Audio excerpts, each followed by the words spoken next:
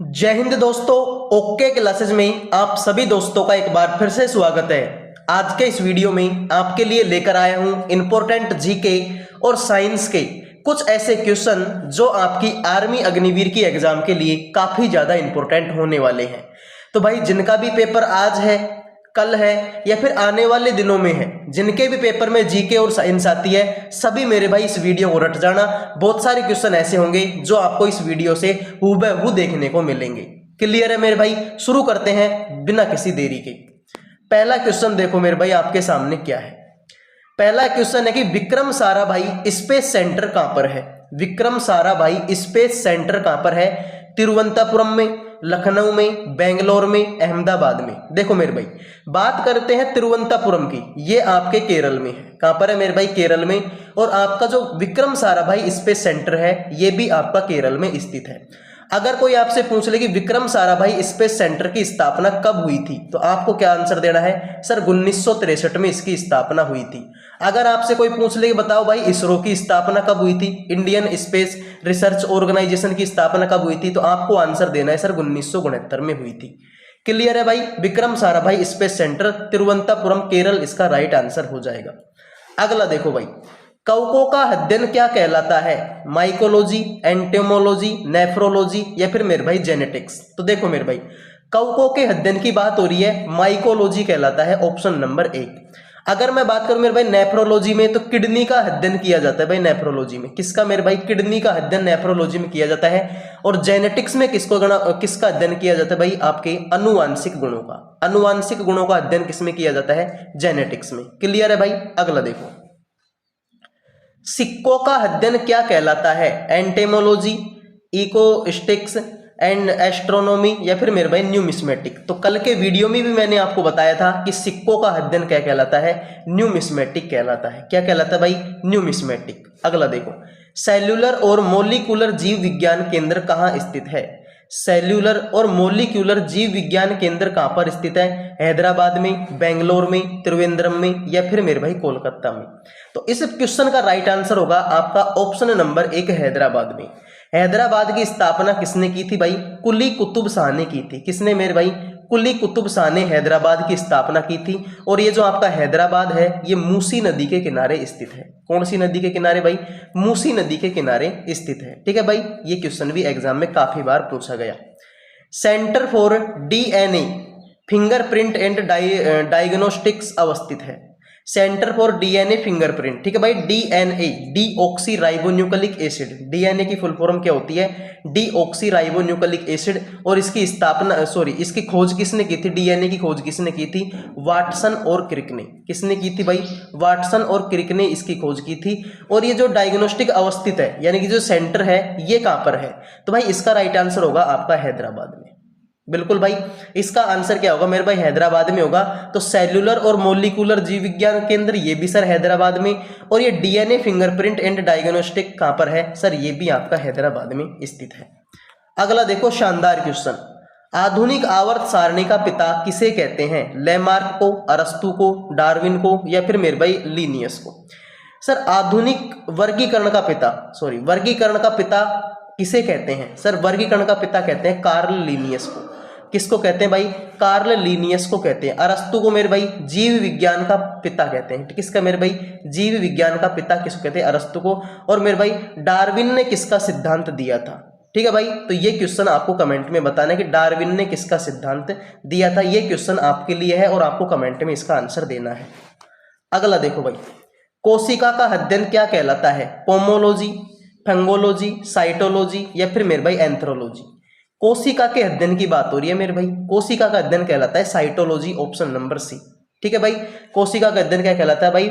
Cytology कहलाता है। कोशिका की बात करें भाई, कोशिका दो प्रकार की होती है, एक तो मृत कोशिका होती है और एक जीवित कोशिका होती है।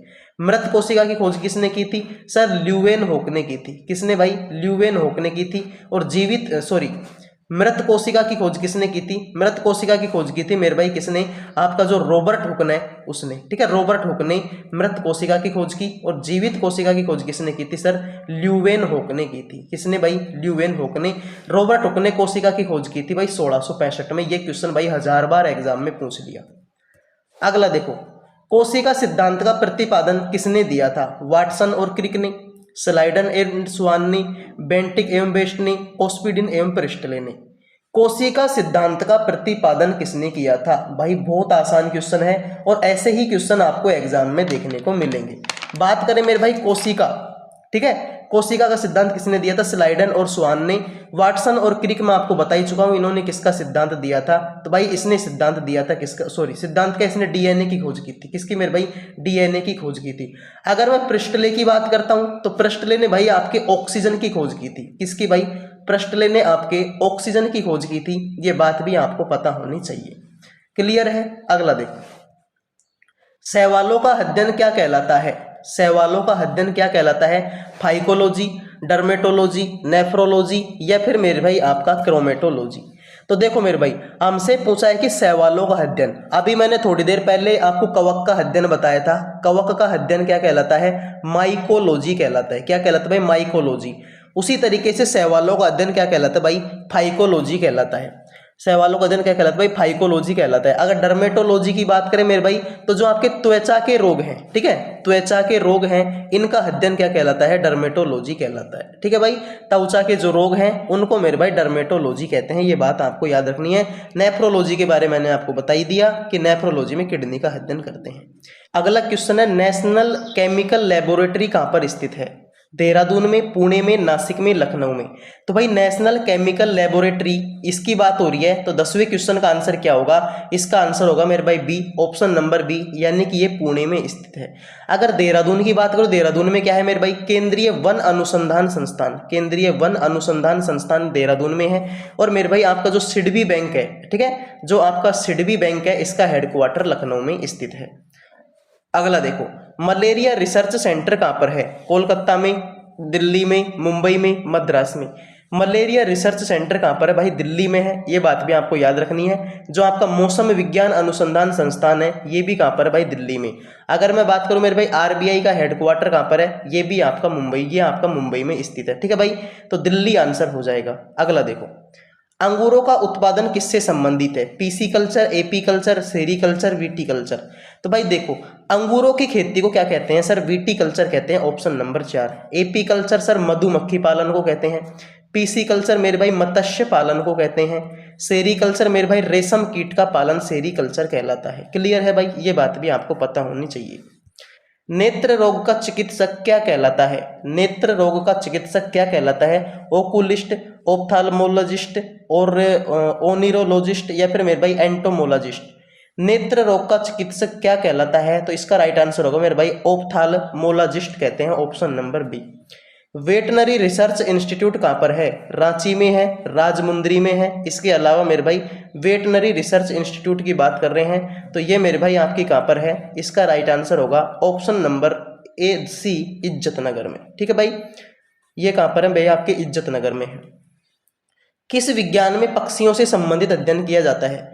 ऑस्टियोलॉजी, ऑर्निथोलॉजी, ऑप्टिक्स या फिर मेरे भाई सिस्मोलॉजी। तो देखो भाई पक्षी उड़ते हैं यानी कि भाई ऑर्निथोलॉजी, पक्षी उड़ते हैं मतलब ऑर्निथोलॉजी में अध्ययन किया जाता है। ऑप्टिक्स में मेरे भाई आपके किसका अध्ययन करते हैं सर? प्रकाश का अध्ययन करते हैं ऑप्टिक्स में। ठीक है मेरे भाई, और सिस्मोलॉजी में आपके भूकंप का अध्ययन किया जाता है। किसका भाई? भूकंप का। अगला देखो, प्लाज्मा अनुसंधान संस्थान कहाँ पर है? धनबाद में, वाराणसी में, जलगोड़ा में, गांधीनगर में। प्लाज्मा अनुसंधान संस्थान की बात हो रही है मेरे भाई, ये आपके गांधीनगर में है। ठीक है। राष्ट्रीय डेयरी अनुसंधान संस्थान कहाँ पर है? करनाल हरियाणा में, कोयम्बटूर में, जमशेदपुर में, कानपुर में। तो भाई देखो डेयरी अनुसंधान संस्थान की बात हो रही है, करनाल हरियाणा में है। कोयम्बटूर में क्या है सर? गन्ना प्रजनन संस्थान, गन्ना प्रजनन संस्थान कोयम्बटूर में है। और कानपुर को मेरे भाई उत्तर भारत का मैनचेस्टर कहते हैं। ठीक है भाई, उत्तर भारत का मैनचेस्टर कहते हैं। अगला देखो, वायरस का अध्ययन क्या कहलाता है? वायरोलॉजी, किस्मोलॉजी, मेटारोलॉजी या फिर मेरे भाई इथोलॉजी। वायरस का अध्ययन क्या कहलाता है? वायरोलॉजी कहलाता है, ऑप्शन नंबर 1। अगला देखो, भाभा परमाणु अनुसंधान केंद्र कहाँ पर स्थित है? ट्राम्बे में, कलपक्कम में, नागपुर में, देहरादून में।